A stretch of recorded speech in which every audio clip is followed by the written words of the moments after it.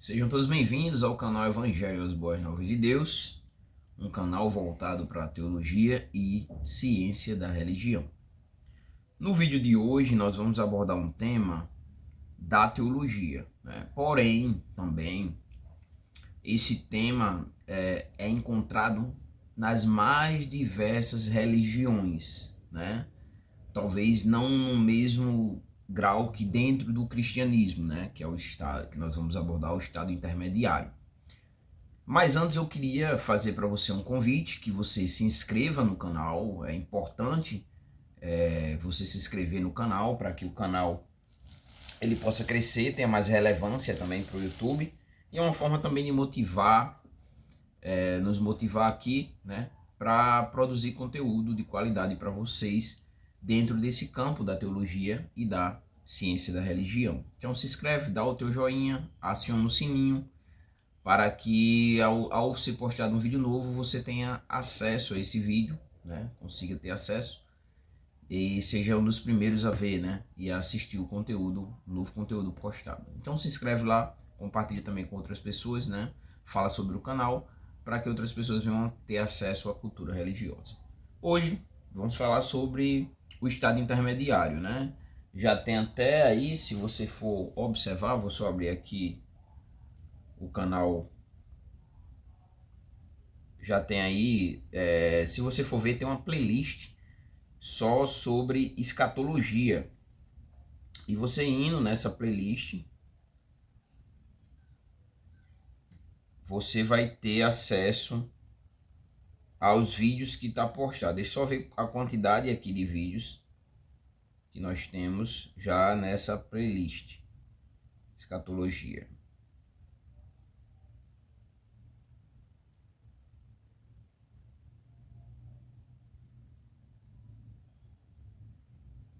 (29 vídeos. Existem 29 vídeos aí dentro da plataforma do YouTube, na playlist, né? E inclusive eu já falei sobre esse tema. E tem um tema bem legal que a gente vai dialogar aqui, né? Você vai ver aí dentro da playlist, que é a questão do purgatório, né? Nós vamos abordar aqui, como nós abordarmos com uma visão católica vê, né? Também tem um vídeo introdutório sobre a escatologia, muito interessante para você ver, né? E esse vídeo tem um paralelo a ele, que é o que acontece após a morte. Nesse aqui a gente vai abordar como estado intermediário e vamos seguir um caminho diferente. Também falei sobre a grande tribulação, o arrebatamento, a ressurreição dos mortos, e tem um vídeo muito legal, se você é pentecostal, sobre o dispensacionalismo, milênio, né? E outros vídeos bem interessantes, depois você vai e tem acesso. Então vamos falar sobre o estado intermediário. Vamos começar.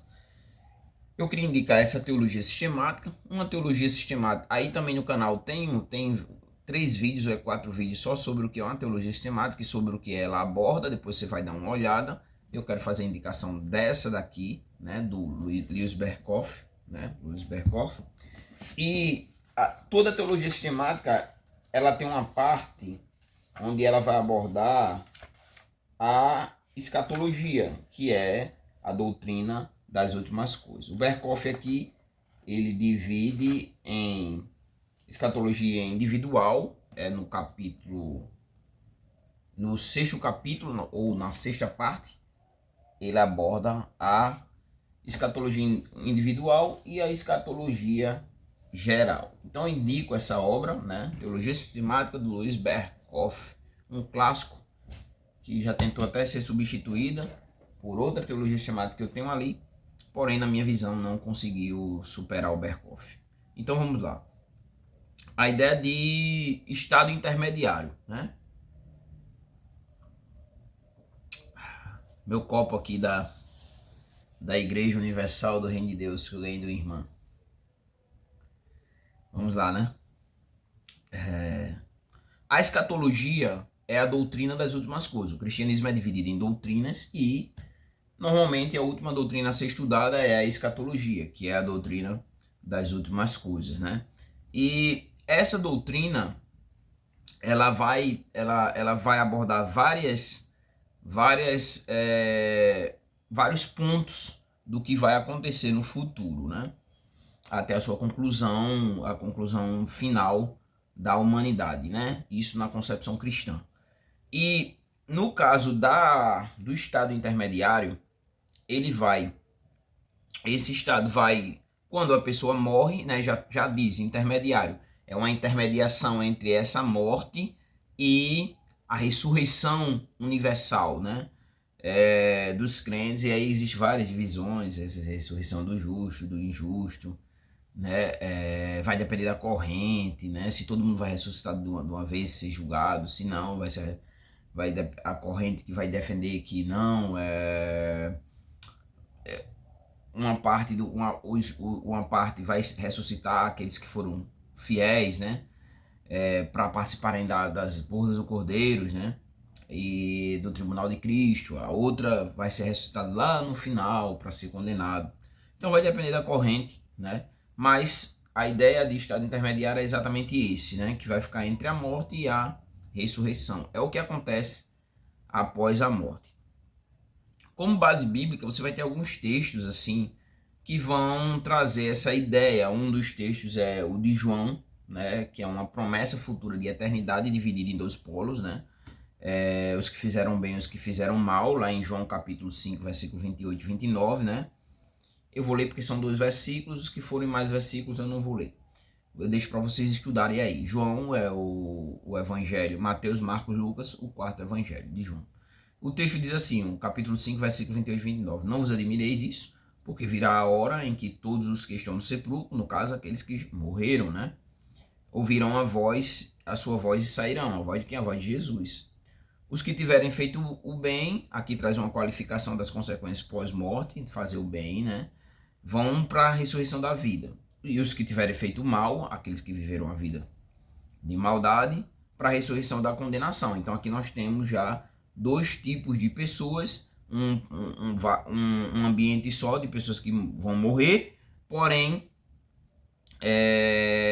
o diferencial a partir do que fizeram, né? E as consequências, ressurreição da vida e ressurreição da condenação. Para essa ideia do estado intermediário, temos que entender também que ao passar de uma vida para outra, ao morrer, né? De acordo com o cristianismo, você já define a sua eternidade. E nós vimos no texto anterior de João que João traz qualificações, fazer o bem ou fazer o mal, né? Ressurreição da vida e ressurreição para a condenação.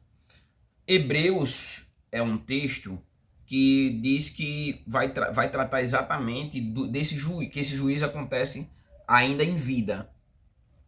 Você já parte para outra vida, não para outra vida, você já parte para o estado intermediário após a sua morte, já parte ou condenado ou não condenado.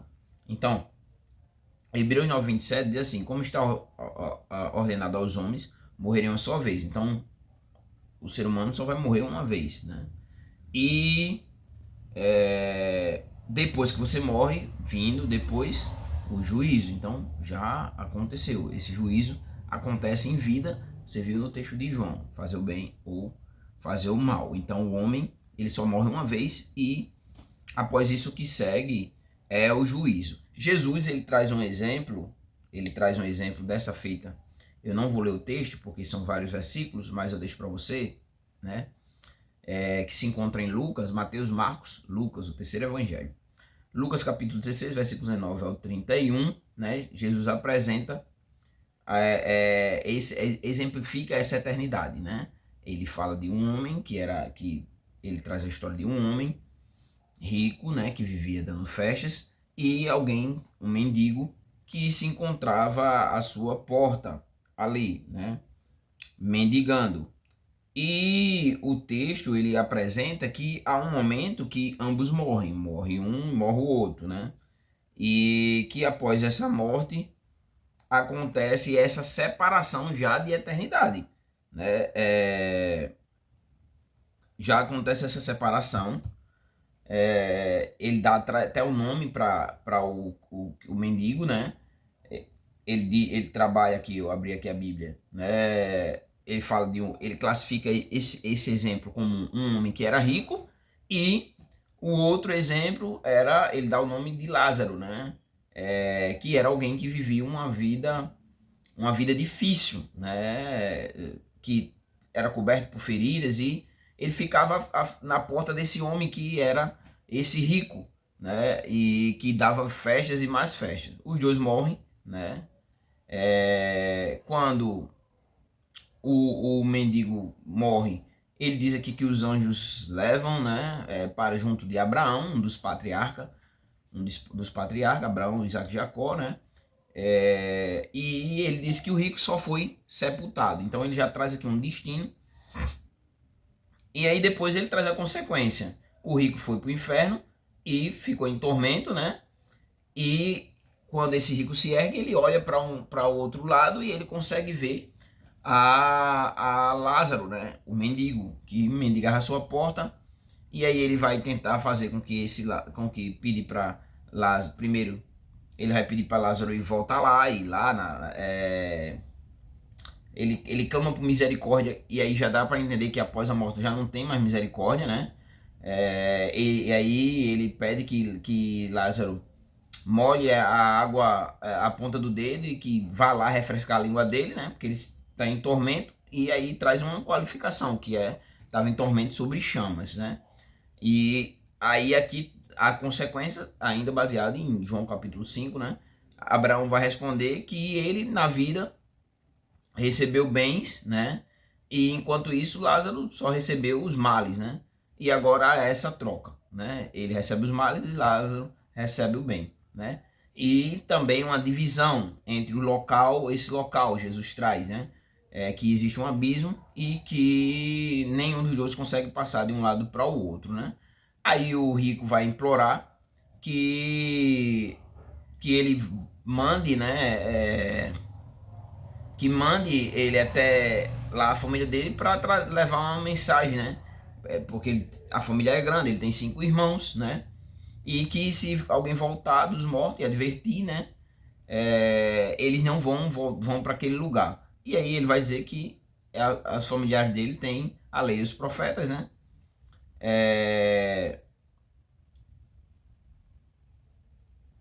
E ele vai dizer novamente, né? Então, se voltar alguém dos mortos, eles vão se arrepender. E aí, o texto finaliza dizendo: se eles não ouvem a lei e os profetas, tampouco acreditarão, mesmo que alguém ressuscite dentre os mortos. Então, a ideia é que a decisão é tomada em vida. E Jesus traz exemplo desses dois homens, a vida deles, a vida após a morte e as consequências, para exemplificar isso. Outro exemplo que nós temos ainda é que Jesus, quando estava crucificado, ele foi crucificado com 2 ladrões.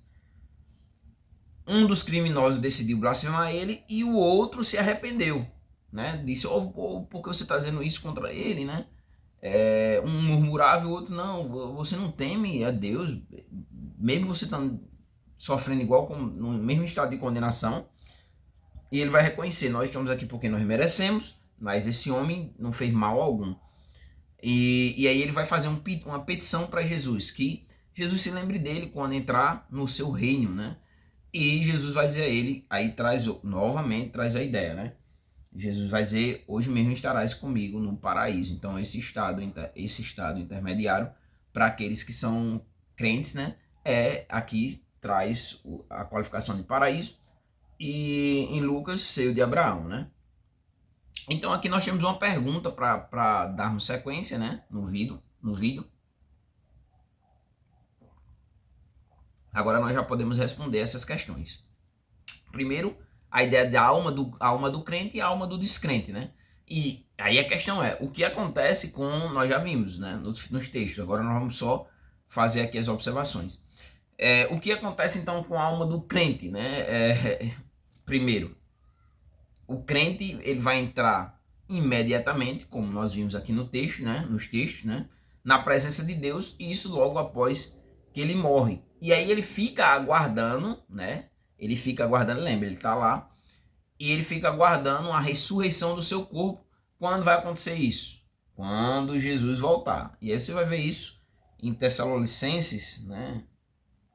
1 Tessalonicenses, no capítulo 4, o apóstolo Paulo escreve esse texto, e o versículo 16, porque ao ouvir a voz do arcanjo e o ressoar da trombeta de Deus, o próprio Senhor descerá do céu com grande brado, e os que morreram em Cristo hão de ressuscitar. Porém, ele já está na presença de Deus, né? E aí tem uma sequência, mas aí você vai na playlist ali, a escatologia, e você vai ver. Então, o crente ao morrer, ele já vai para a presença de Deus, ele fica aguardando a ressurreição do corpo na volta, quando Jesus voltar. Jesus vai regressar à terra, né? Os que morreram nele vão ressuscitar primeiro, depois os mortos, os que estiverem vivos serão arrebatados, os mortos serão ressuscitados. Então acontecerá exatamente esse processo, né? Os que morreram ressuscitarão primeiro, serão os primeiros, né? Os vivos serão arrebatados e vão encontrar com ele nas nuvens, né? E aí vão viver eternamente. Os que estiverem vivos já não passarão pela morte, né? Não terão esse processo de morrer fisicamente, serão transformados, né? Serão arrebatados para encontrarem com ele. E aí o que acontece com a alma, então, do descrente? Nós já vimos aqui no texto de Lucas, né? Então a alma permanece consciente, como nós vimos o exemplo que Jesus deu de Lázaro e o rico. O rico permaneceu consciente, porém o que o texto aqui traz é que ele se encontra em um estado de juízo. A questão da eternidade, os que tiveram feito bem para a ressurreição da vida, os que tiveram feito mal para a ressurreição da condenação. Vão ressuscitar também os que tiveram feito bem e os que tiveram feito o mal para o destino eterno, né? E aí nós temos dentro do cristianismo visões com referência a isso, mas eu acho importante aqui abordar somente as duas principais, né? E por mais que existam fragmentações, porque quando a gente falarmos de uma religião, temos que ter consciência de que religião nós estamos falando, né? Mesmo sendo, vamos falar, cristianismo, de que cristianismo nós estamos falando. Muitas vezes as pessoas colocam tudo no mesmo lugar, só que não é assim, né? Existem várias formas de cristianismo, vários cristianismos, né? Não é um único cristianismo, mas são vários cristianismos. Então, a Igreja Católica, ela ensina o purgatório, né? O purgatório, que seria um lugar de purificação. Tem aí um vídeo com duas partezinhas, uma parte ficou até pequenininha, porque acabou a memória do celular, acho que é uns 5 minutos, mas tem um vídeo aí bem legal sobre o purgatório, né, que eu gravei. Então, as almas dos crentes que não foram direto para a presença do Senhor, esses vão passar pelo purgatório. Os crentes, os infiéis, não vão, mas a alma dos fiéis vão passar, né? Porque eles morreram, no caso, em estado de graça, mas porém ainda tem alguns pecados para pagar, digamos assim, né? Eles não estavam perfeitamente purificados, né? Então precisam dessa purificação, então eles vão para esse lugar que é o purgatório, e que eles podem até serem ajudados pelas pessoas que ficarem, através das orações, das indulgências, né, em prol daquela pessoa que morreu, para abreviar essa passagem deles do purgatório para a presença do Senhor. A Igreja Protestante nega o purgatório, a outra visão, nega o purgatório, né? E também não pratica oração pelos mortos, né? Missa de sétimo dia, missa de corpo presente. Isso é feito pela Igreja Católica Apostólica Romana, né? Aqui eu vou finalizar o vídeo com dois pensamentos de dois autores, né? Um atribuído a Martinho Lutero e outro ao João Calvino, né? Alguns defendem que Martinho Lutero defendeu a ideia do sono da alma, que é o que acontece. A alma do crente, quando ele morre, ele repousa em um estado de inconsciência. Ele vai ficar inconsciente, não vai sofrer, não vai gozar de prazer e também não vai sofrer. E isso até a ressurreição, atribuído a Lutero, né? Então aqui tem um texto que é atribuído a ele que diz assim como alguém que dorme chega amanhã inesperadamente, né? Quando acorda, ele dá o exemplo natural, né? Quando a gente vai dormir, quando no outro dia a gente já amanhece, como se tivesse tido um apagão. E a gente acaba não sabendo o que aconteceu, né? Aí ele diz o exemplo: assim nós ergueremos no último dia sem saber como chegamos à morte, né? Então nós não vamos saber como morremos, né? E como passamos por esse estado de morte, né? Então ele diz assim: nós dormiremos até que ele venha e bata na pequena sepultura e diga, ele usa até o exemplo dele, doutor Martinho, levanta-te. Então eu me erguerei no momento e serei feliz com ele para sempre. Então alguns atribuem que Martinho Lutero defendeu o sono da alma, né? Que nesse caso, quando o homem morre, ele fica em um estado de inconsciência até a ressurreição. Não é bem defendida dentro do meio reformado, né? Dentro do meio protestante reformado. O João Calvino, que é outro grande reformador, né? E que escreveu a sua obra As Institutas da Religião, uma obra clássica, eu tenho ali, não vou pegar, mas eu tenho. Ele já pensa de forma diferente de Martinho Lutero, e ele acreditava que a alma de um crente ela desfruta de um estado de felicidade na presença de Deus logo após quando ele morre, seguindo mais ou menos o padrão dos textos que nós trouxemos. Então, estamos chegando agora ao final do vídeo, e aí você questiona, então vamos só lembrar, fazer você lembrar. Estado intermediário é um estado onde se dá após a morte até a ressurreição, né? Então é esse período. Quais são os desdobros disso? O que acontece com essa morte quando você morre, né? E a separação, existe lugares diferentes para pessoas diferentes? Aí nós vimos que sim, né?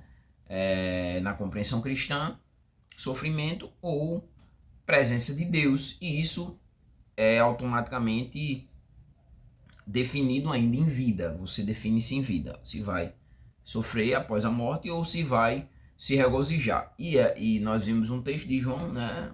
Um dos pontos é fazer o bem ou fazer o mal. Porém, a ideia é que os que morreram em Cristo, né? É um dos requisitos, morrerem em Cristo, né? E crer nele como o meio do homem chegar até essa eternidade com Deus. Por quê? Porque nós temos no meio uma doutrina, a doutrina da amatologia, a doutrina do pecado, que o homem ele está em estado de condenação, ele precisa passar para o estado de graça, e ele só passa do estado de condenação para o estado de graça através de Jesus Cristo, né? Pela graça sois salvos mediante a fé, isso não vem de vós, é um dom de Deus. Deus concede esse dom para que o homem se volte para ele, né? Então não é meritocrático, né? Não pode partir dessa ideia da meritocracia no sentido de que é o homem que produz, mas é graça, é um favor imerecido de Deus. O apóstolo Paulo trabalha muito bem isso em Romanos, no capítulo 3, versículo 21 em diante até o 27, falando sobre a justiça de Deus, como Deus manifestou essa justiça, justificando o homem, né? Então Deus justifica o homem, torna o homem justo para que ele tenha essa eternidade. E aí nós entraríamos na tulipe, que é a questão de que isso é definido por Deus, e Deus vai prover os meios e todo o processo até a glorificação, Romanos capítulo 8, versículo 29, quase não esteja enganado, né? Então é isso, chegamos ao final do vídeo, espero que vocês estejam gostando dos vídeos, né? E tenham também explorando, pesquisando também, saindo não só ouvindo aqui o conteúdo, mas indo pesquisar também e ter pontos diferentes, né? Divergentes, né? Isso faz parte do nosso livre pensar, né? E é interessante que aqui é só uma porta para você estudar sobre o tema, né? Sobre os temas que são abordados aqui no canal. Então é isso, né? Espero que vocês tenham gostado do vídeo, deixa aí o comentário de vocês e até o próximo vídeo, né? No caso, espero que nós estejamos aqui ainda nesse estado e não tenhamos passado para o estado intermediário. Até o próximo vídeo.